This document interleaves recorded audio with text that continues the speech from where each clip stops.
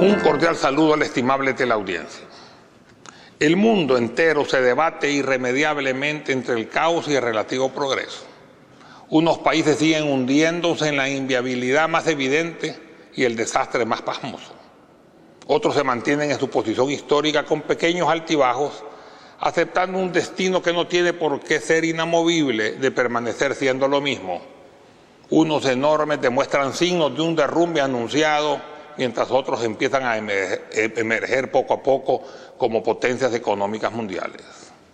Nuestro país, a pesar de que podría gozar de un destino mejor para todos, está pasando por una crisis existencial, producto de esa división que nos ejemplariza y que es, en resumen, una posición de todos contra todos. Producto no solo de 20 años de gobierno de Arena, ni de 2 años del gobierno del Frente Mafunes, sino que de 500 años de historia clasista, racista, elitista y egoísta. Nuestro pueblo, y a pesar de la asistencia gubernamental, apenas goza de niveles de subsistencia limitada, aunque nuestras élites, siempre reducidas y no representativas del grueso de la población, gozan permanentemente de las ventajas inherentes de vivir en el primer mundo, aunque se encuentren dentro de nuestro país en pequeños enclaves diseminados en colonias del sector poniente o en guetos protegidos e incluso dentro de algunos años militarizados. La situación de deterioro de la mayoría de la población tiene un componente político de culpa, pero todos hemos sido en alguna forma culpables. Un político de izquierda le echaría la culpa inmediatamente a los gobiernos anteriores. Un político de derecha al nuevo gobierno, como se ve últimamente y masivamente en los medios de comunicación. Ahora complicado por un enfrentamiento entre poderes y la participación de ciertos sectores de la sociedad civil. La verdad es que el deterioro ha sido progresivo, acumulándose a través del tiempo, y no solo se trata de políticas gubernamentales. El mismo pueblo no colabora, y pueblo somos todos. Definitivamente el peor cuchillo, ya lo dije una vez y hoy lo repito, de un salvadoreño es otro salvadoreño. Y aunque no nos quieren en otras partes como entidad colectiva, debemos al menos aprender a querernos entre nosotros mismos. Es cierto que eso es parte de la naturaleza humana, pero con cierta dosis adicional de agravamiento por ser salvadoreños, ya que nos gusta ir siempre a los extremos. El fracaso de ambos sistemas políticos, el socialismo extremo, comunismo, y el capitalismo salvaje, neoliberalismo, es parte de ese sentimiento carente de solidaridad en el ser humano. Todo el mundo trabaja para su propia conveniencia. El resultado individual se pondera y potencializa.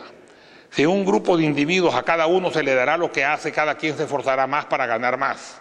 Si a ese mismo grupo se le dice que trabaje y que al final el trabajo de todos se sumará y se repartirá en partes iguales, cada quien trabajará menos y esperará que el otro produzca más para beneficiarse de ello él también, salvo honrosas excepciones. El ser humano en términos generales no ha evolucionado lo suficiente para ese elevado grado de solidaridad colectiva. El sistema así colapsa por deficiencia en la productividad, aunque el reparto equitativo garantiza a todos al menos una mínima subsistencia. Por otro lado, el liberalismo extremo, capitalismo salvaje o neoliberalismo también fracasó. Y su caída tan solo se ha detenido por ingentes cantidades de moneda fresca sin respaldo inyectada al sistema.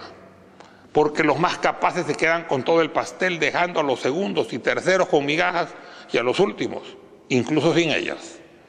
La teoría de rebalse, que por un exceso de productividad las ganancias rebalsarían y llegarían a los más desposeídos, no solo resultó ser una utopía, sino que desde el principio era un engaño calculado. Los embalses nunca se llenan porque la prosperidad permanente no existe. La economía trabaja con altibajos y porque en caso fortuito de un supuesto rebalse, la eficiencia empresarial capitalista construiría embalses más grandes para evitar cualquier rebalse por mínimo que se estimara. De esa forma, ambos sistemas fracasaron por la carencia de solidaridad humana. El comunismo a la hora de producir y el neoliberalismo a la hora de compartir o repartir.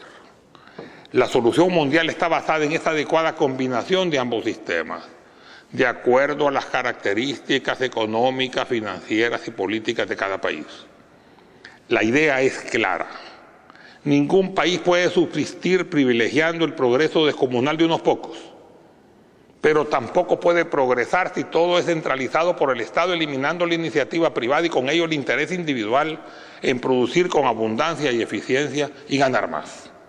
Ambos sistemas han fracasado o están a punto de fracasar, a no ser que ejecuten medidas de cambio combinando sistemas. Definitivamente este es un gobierno de transición y para 2014 y 2019 todo plan de gobierno deberá definir los alcances a los cuales llegará, de acuerdo a las singularidades de nuestro país en el momento preciso. Estos años y los venideros estarán insertos en una crisis mundial de grandes proporciones, incluso mayores a los del momento actual, y un sistema económico puro no tendrá cabida.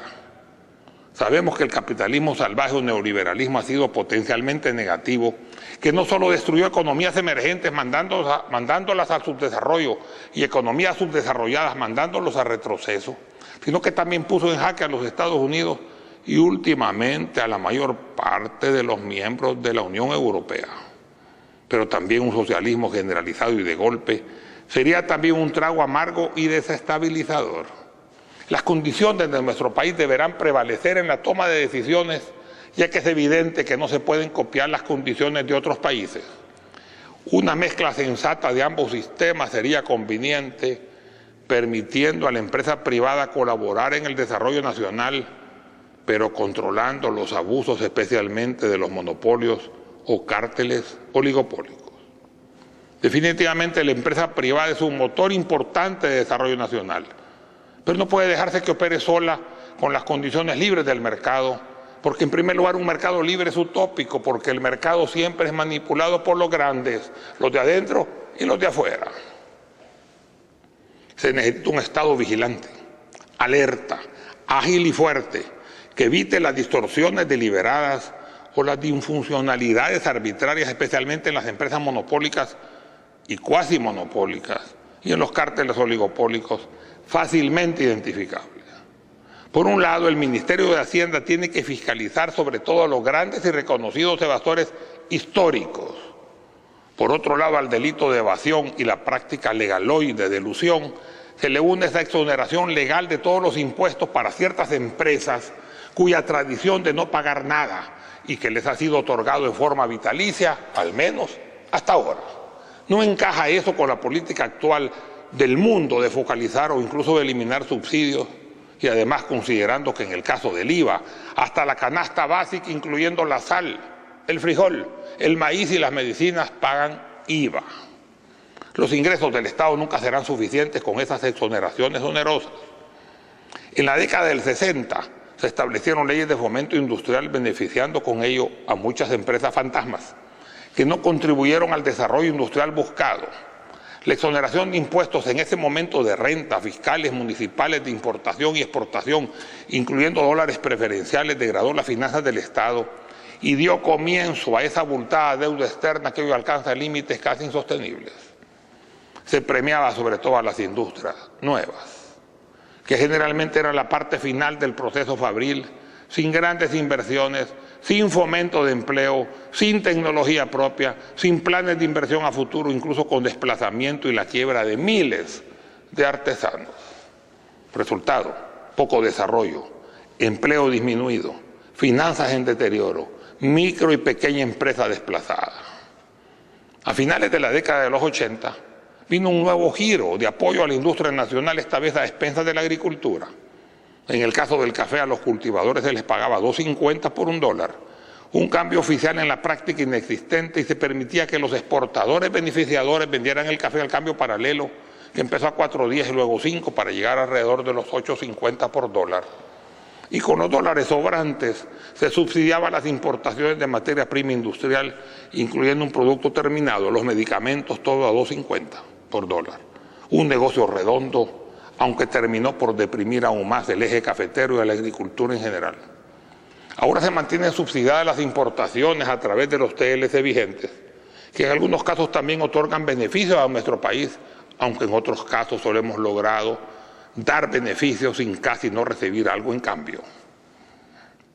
El desarrollo de la agricultura, logrando nuestra autosuficiencia alimentaria, es un reto para todo gobierno. Y ningún gobierno anterior lo ha logrado, ni siquiera este, al menos no todavía. Corregir esa escasez crónica de granos básicos y los altibajos en los precios, generalmente el aumento debe ser tarea prioritaria y poco se ha hecho hasta ahora. Además, la fábrica de empleos prometida no puede nunca lograrse solo con empleos industriales, comerciales o de servicios, ya que la infraestructura y la inversión son de decenas de miles de dólares por cada plaza. Por consiguiente, hay que apostarle a 3 grandes áreas donde cada plaza puede realizarse con un par de cientos de dólares. La agricultura, mencionada antes. El comercio informal, al menos transitorio, mientras el Estado pueda dar las condiciones favorables de un trabajo digno de acuerdo a principios constitucionales. Y tercero, el fortalecimiento de la micro y pequeña empresa MIPES. El comercio informal debe tratarse de ordenarse y regularse. Y no debe pensarse solo en el centro capitalino. Debe considerarse que a nivel nacional alrededor del 60% del comercio es informal. En general deberá fomentarse el crecimiento y la instalación de empresas que utilicen un gran porcentaje de mano de obra y que además utilicen materias primas nacionales. Fomentar el agro es importante, pero debe complementarse con la investigación y la agroindustria, buscando mecanismos de innovación adicional. De ahí que el segundo Foro Centroamericano de Agroindustria, con énfasis en estos mecanismos, coordinados por la Escuela de Agricultura de la Universidad José Matías Delgado, a desarrollarse en agosto, es aplaudible y debería ser imitado. Fuera de ello y considerando las políticas de Estado, El Salvador no puede ser socialista del siglo XXI a los Chávez porque no disponemos de dinero para las nacionalizaciones e intervenciones, ni tampoco de los técnicos suficientes y con capacidad empresarial para manejar estatalmente a las empresas. Pero una dosis de socialismo no debe temerse, incluso es conveniente. En lugar de privatizar, se debe ponderar los asocios públicos, privados y las empresas mixtas, conjuntamente con el fomento de la empresa privada. El Estado debe ser un ente regulador, no permitiendo abusos, sobre todo de aquellas que a pesar de sus ventajas y privilegios declaren pérdidas o exiguas ganancias, perjudicando al fisco, al usuario y a los pequeños inversionistas. CAES es el mejor ejemplo de abuso exagerado y evasión intencional, pero gracias a Dios constituye tan solo una especie de patito feo en el desarrollo de la empresa privada salvadoreña. Muchas gracias.